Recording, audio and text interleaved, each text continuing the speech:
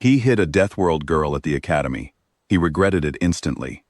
My name is Renex Valori, third-year cadet at the Galactic Union Officers Academy, on Station Terath V. And I want to tell you about the worst mistake I have ever made in my life. Not because I am proud of it, because I need you to understand what I learned. And I need you to learn it without making the same mistake I did. I am Selvan. If you have never seen one of us, imagine a scaled reptile standing 7 feet tall with 4 arms and a jaw strong enough to crack stone. We come from a garden world with gentle gravity and warm skies, and yet we are considered one of the most dangerous species in the Galactic Union. Our reflexes are fast. Our skin turns blades. Our family bloodlines stretch back 40 generations of military service. I grew up believing that the universe had a natural order, and that Selvians sat at the very top of it. At the academy, nobody questioned that belief. I was ranked first in combat. My friend Torek, who was even bigger than me, was ranked third. When we walked through the commissary or the training halls, other cadets moved out of our way. The Korvathi, with their thin insect bodies, practically trembled when we passed. The Oravan kept their distance. Even the instructors treated us with a careful kind of respect. That was the world I knew. That was the world I was comfortable in. Then she arrived. 3 weeks before the day that changed everything, a transfer student enrolled in the first-year class. A human, from Earth. I had heard of Earth. Every cadet had. It was classified as a death world, Category 12, which was the highest danger rating the Union gave to any inhabited planet. But I had never met a human before, and when I finally saw one, I almost laughed. She was short, at least a full head shorter than me. She had no scales, no claws, no venom glands, no natural armor of any kind. Her skin looked soft enough to tear with a casual swipe. She had dark hair tied back behind her head, and calm brown eyes, and hands that were rough but small. Her name, I later learned, was Kira Vasquez. She kept to herself. She sat alone in the commissary. She did not try to make friends. She did not try to prove herself. She just existed quietly in the background of the academy, like a shadow nobody wanted to look at directly. Other cadets whispered about her. The Korvathi seemed fascinated. A few of the Oravan gave her a wide berth that I found ridiculous. I could not understand why anyone would be impressed by a creature so plainly fragile. I had killed beasts bigger than her on my family's estate before I was 10 cycles old. What was there to fear? The day it happened started like any other. Torek and I were crossing the commissary during the midday meal. The hall was full. Hundreds of cadets from dozens of species, all eating and talking under the hum of the station's air recyclers. I was carrying my tray and talking to Torek about the rankings when a small Korvathi named Dai Ven stepped backward into my path and bumped my arm. My tray tilted. A cup of broth splashed across my uniform. It was nothing, an accident. Dai Ven's compound eyes went wide with terror, and he started stammering an apology, his thin limbs shaking. But I was already angry, not because of the spill, because everyone had seen it.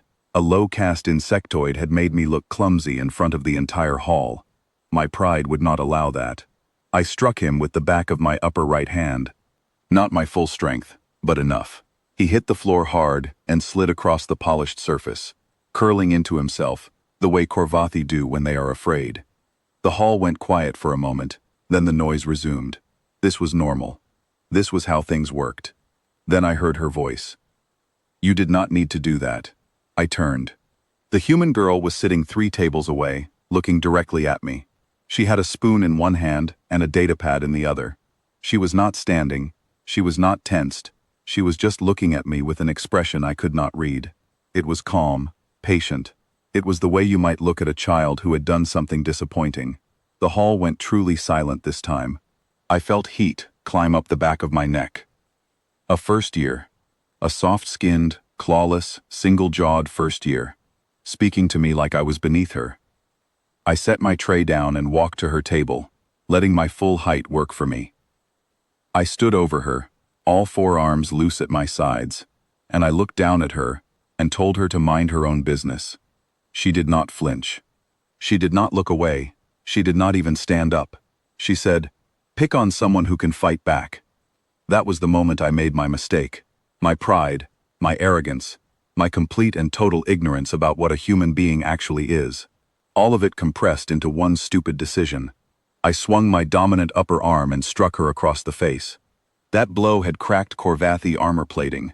It had dropped Orivon twice my age in sparring matches.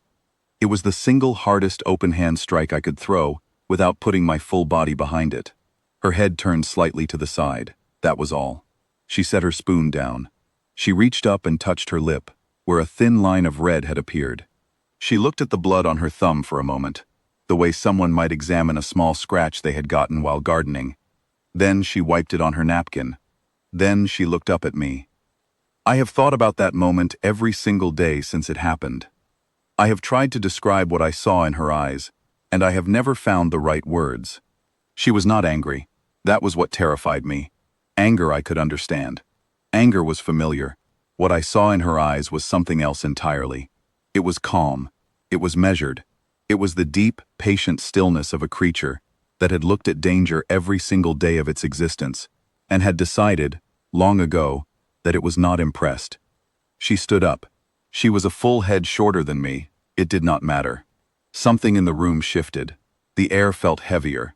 Every instinct I had, every deep survival reflex that my species had carried for 1,000,000 years, started screaming at me to back away. I did not listen. I swung again. My second right arm, a fast cross aimed at her shoulder. She was not there. She moved in a way I had never seen any living creature move, fluid and low, slipping inside my reach like water flowing around a stone. She caught my primary wrist and twisted. I felt something pop. My arm went numb from the elbow down. Before I could even process the pain, she drove her elbow into the center of my chest. The force was beyond anything I had experienced. Not in training, not in ranked sparring, not ever. The air left my body completely, and I crashed backward into a table, scattering trays and cups across the floor. Torek charged in. He was bigger than me, almost 8 feet tall, 300 kilograms of scaled muscle and loyalty. He reached for her with all 4 arms. She did not try to match his strength. She simply redirected his momentum, using a technique I had never seen in any combat manual in the Union's database, and put him face down on the floor in a joint lock. He thrashed. He could not move. She held him there with what appeared to be no effort at all. Then she let him go. She straightened up and turned back to me. She was not breathing hard. I could hear her heartbeat with my Selvan hearing. It was barely elevated. She had handled 2 of the top-ranked cadets in the academy in less than 4 seconds, and her body was treating it like a light walk. She looked at me for a long moment. Then she sat back down, picked up her spoon, and went back to eating. Commander Jael arrived within minutes. She was Orivon, old and scarred, a veteran of 3 wars, and the toughest instructor at the academy.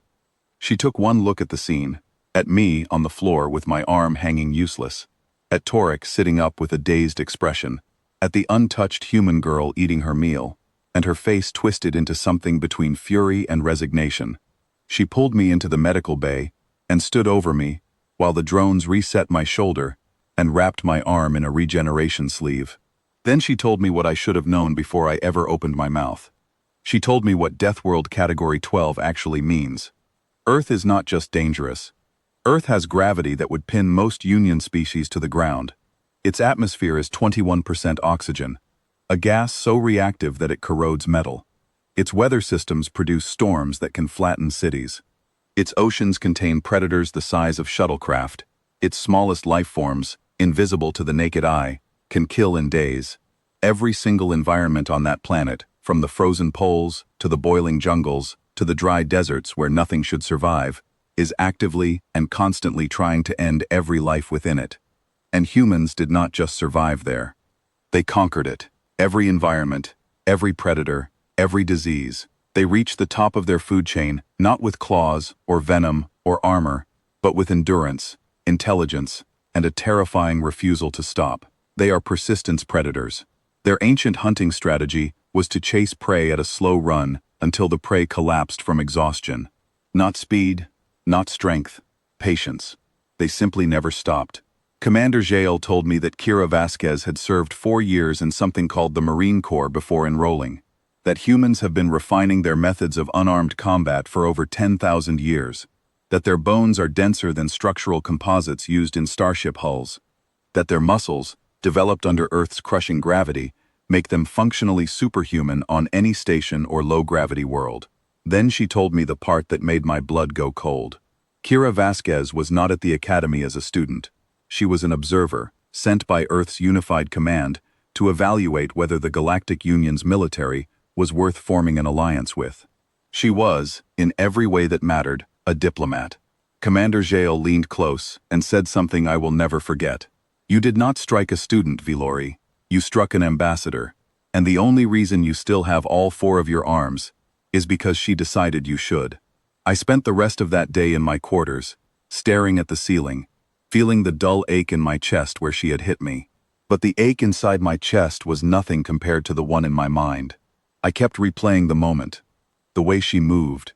The way she targeted my joints and pressure points with surgical precision. She knew Selvan anatomy. She had studied us. She knew exactly where to strike, exactly how much force to use, and exactly how much damage she was choosing not to do. She had held back. That was the thought that kept me awake. She had held back. And she had still taken me apart like I was a first-day trainee. That evening, I found myself standing outside her quarters. I did not plan it. My feet simply carried me there. I knocked before I could talk myself out of it. She opened the door. She was wearing a simple off-duty shirt. There was a small bandage on her lip. That was the only mark from my best strike. She looked at me without surprise, as if she had been expecting me. I tried to apologize. It came out badly. Half excuse, half bluster. Tangled up with my pride and my shame, and my complete inability to admit how afraid I had been. She listened without interrupting. She let me stumble through every awkward word. Then she held up a hand, and I stopped. "Where I come from," she said, "people who act the way you did do not last long. Not because someone stronger comes along. Because eventually, you push someone who has nothing left to lose, and that person does not stop." I stopped because I was trained to stop. "Do not make me choose again." I nodded. I could not speak. Then she said something I did not expect. She told me she had watched me in training. She said I was fast, that I had good instincts, that I had potential. But strength without discipline, she said, is just cruelty, wearing a uniform. She said she could teach me what a Deathworld species knows about real combat, about adaptation, about surviving when everything around you is trying to end you. Not as a friend, not as forgiveness, just as an offer. I accepted. Not because of pride. For the first time in my life, I accepted something out of genuine respect. That was 6 weeks ago. I am writing this from the training hall floor, flat on my back, all 4 arms shaking, every muscle in my body burning. Kira is standing above me, offering her hand to help me up. She does this every session. She puts me on the ground, and then she helps me stand again. I am starting to understand that this is not just training. It is a lesson. You can be strong enough to put someone down, and still choose to lift them up instead. The academy is different now. Nobody pushes Diven around anymore. Nobody bullies the smaller species, not because of new rules or harsher punishments, but because everyone saw what happened in the commissary that day. They saw what a creature from a death world could do, and more importantly, they saw what she chose not to do. Kira never talks about it. She never brings it up. She just trains, studies, and eats her meals alone. But every cadet in this station knows her name, and every single one of them treats her with quiet, honest respect.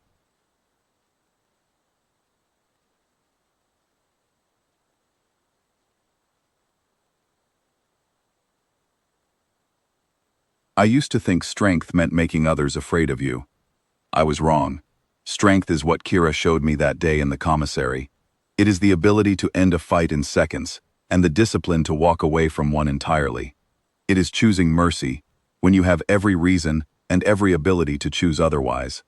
If you ever find yourself at an academy with a Deathworlder, and they tell you to stop, then stop. Not because they will hurt you, but because a creature that comes from a world that has spent 4 billion years trying to destroy everything on it still chose kindness. And if that does not earn your respect, nothing in this universe ever will. Kindness from a Deathworlder is not weakness. It is a predator choosing mercy, and I will never make the mistake of testing that mercy again.